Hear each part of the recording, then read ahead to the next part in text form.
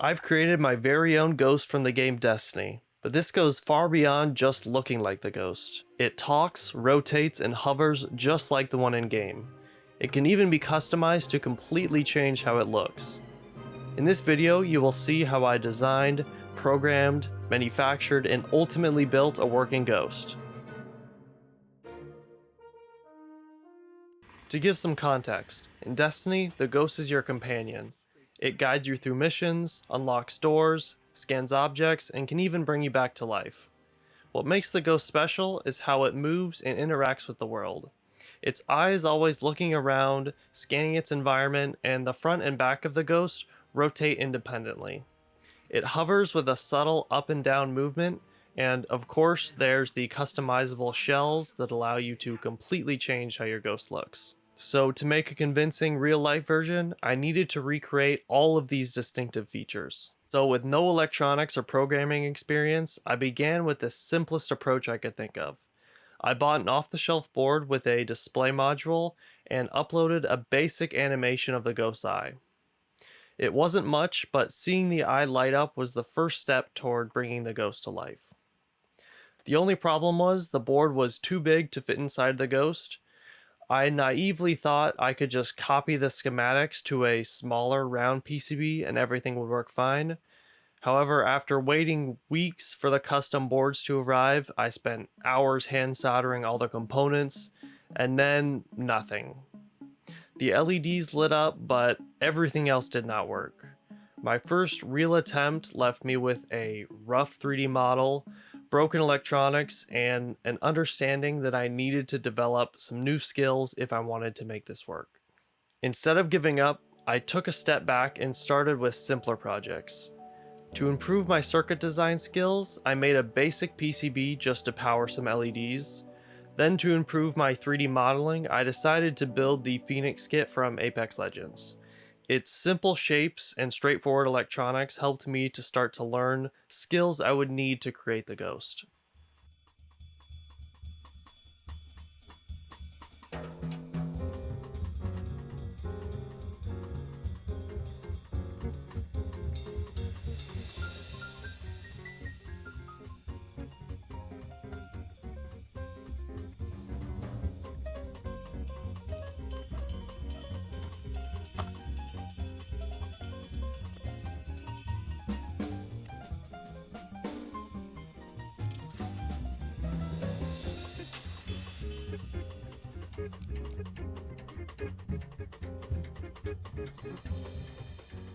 With the Phoenix kit finished, I started working on a true version 1 of the ghost.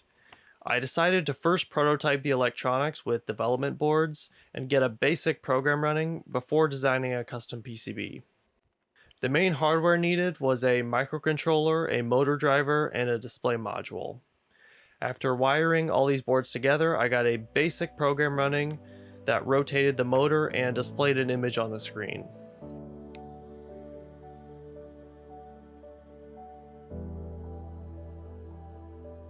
With that foundation, I created a custom PCB.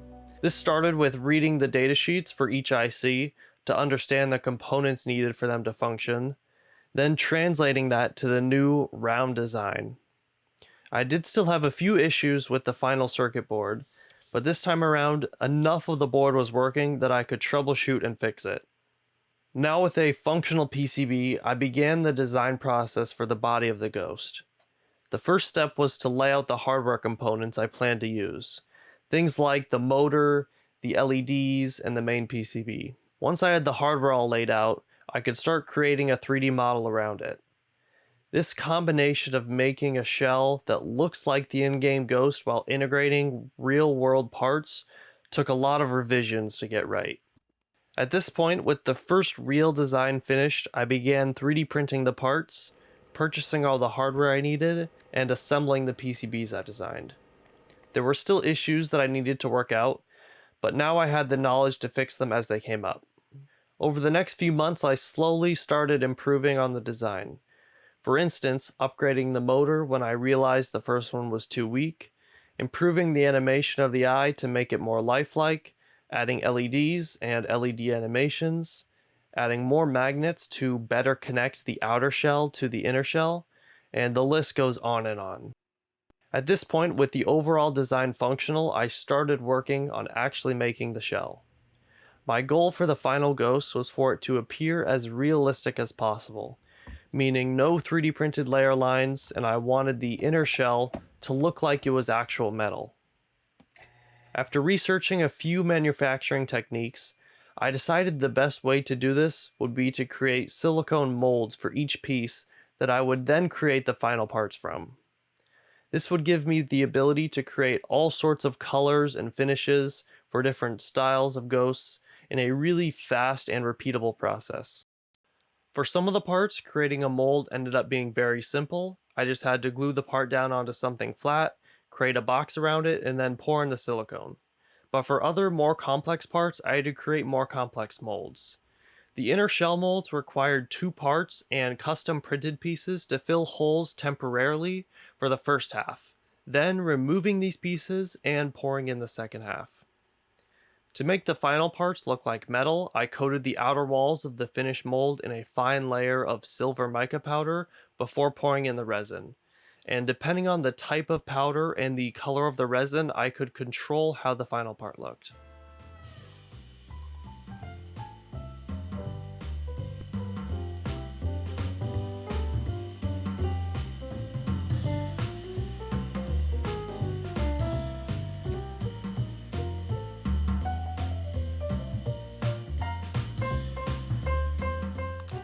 Next was how to create the outer shell pieces.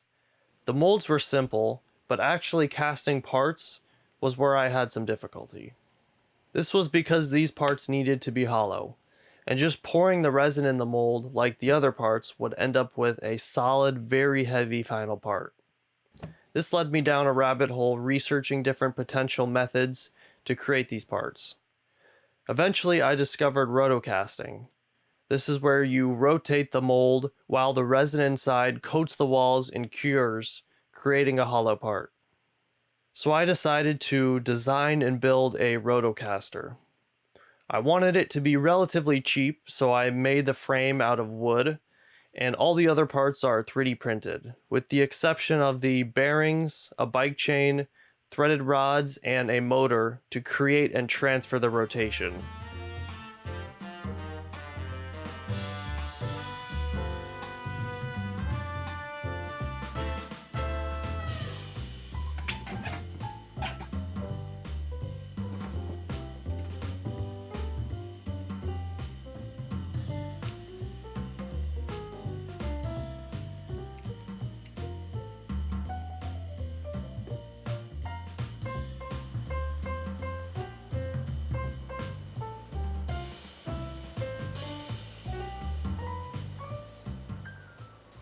With all the pieces for the ghost finished, I still needed some sort of base to hold it upright. This could be just a simple stand, but a lot of the features I wanted to include are still missing. The ghost still needs a voice, the ability to hover, and a way to control and customize all of these different features. Surprisingly, adding the hover effect was one of the most challenging parts of this project. The main issues I faced was in creating a smooth and well-constrained motion in such a small space. The ghost seemed to always want to tip to one side, breaking the illusion of hovering. I tried a few different motor types like linear actuators, lead screws, and a type of piston design, but these all had their issues. Some were too large and others were just too finicky. So I ended up using a cam and roller system with linear rods and bearings to constrain the motion.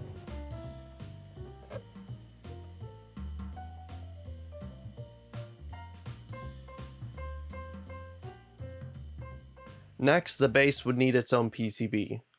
This board would be for playing back stored voice lines, power delivery for itself and the Ghost PCB, driving the motor for the hover effect, an OLED screen for the menu system, and controls to navigate the menu.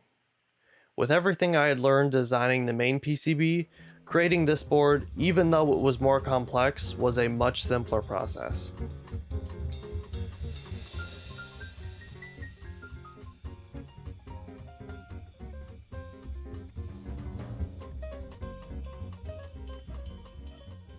Lastly, I needed to give the ghost a voice.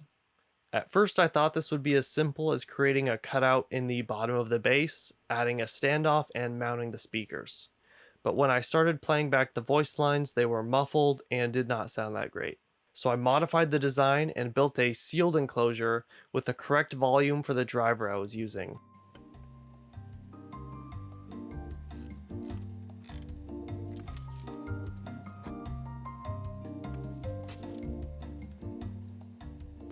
Even with this new speaker design, there were still issues in the audio quality. I knew it was possible to have good sounding audio with a speaker firing downwards because of products like the Alexa that use this same technique. So I started researching what these types of devices did to not sound muffled, which led me to discovering digital signal processing, or DSP. This is where you correct for issues in a speaker's frequency response by altering the audio before it gets played by the speaker. Using a program designed for correcting these sorts of issues, I recorded a frequency sweep played from the Ghost speaker using a calibrated microphone. If the speaker was perfect, the software would show a straight line on the graph, meaning the speaker can perfectly produce all frequencies. But with mine, there were clear dips and peaks, meaning certain frequencies were either too loud or too quiet, which is what was making the voice line sound muffled. Using this software and knowing the response of the speaker, I created filters that corrected for these issues. Then I took all the voice lines and ran them through these filters before loading them on the SD card. And with these changes, the voice line sounded great. The archive is buried under the rubble of the Academy. It won't take the Fallen long to strip it like the rest of the planet. With the speaker design finished, I was ready to fully assemble the bass.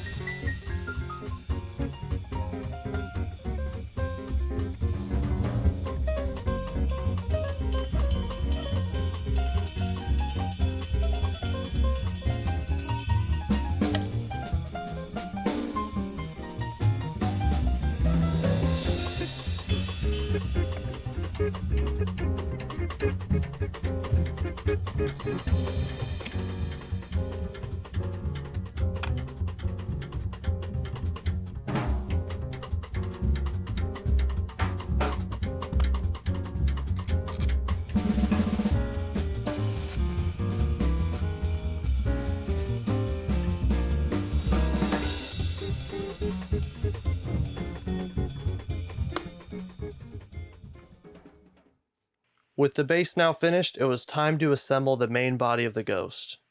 Luckily, up to this point I put a lot of time into perfecting how the Ghost mounts to the base, and the alignment between the two halves of the Ghost.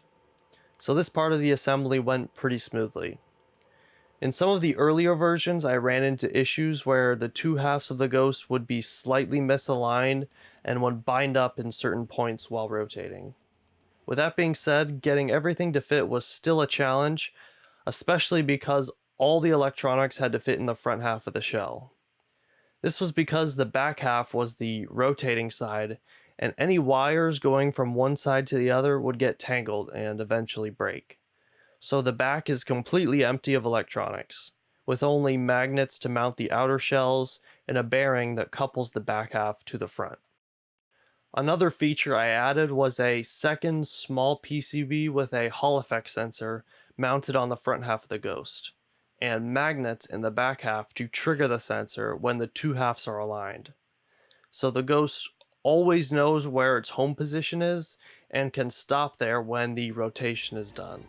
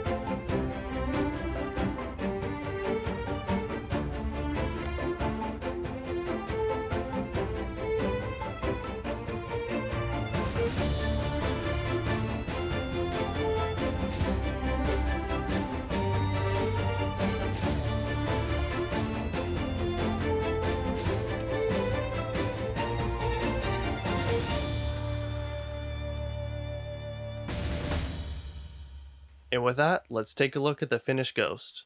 Starting with the outer shell pieces, I wanted the Ghost to be easily customized, so these connect to the main body with magnets. One feature I haven't talked about is the shell with a built-in light guide. This directs the light from the body out through the shell.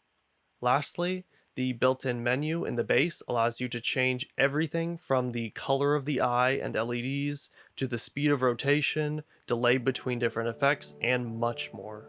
So after years of development, I'm excited to announce that I've launched a Kickstarter campaign if you're interested in owning a Ghost for yourself. I've also made the 3D models available, and once finished, a full manual along with the circuit board and code will be online as well. And with that, make sure to subscribe for more projects like this, and I hope you enjoyed this video.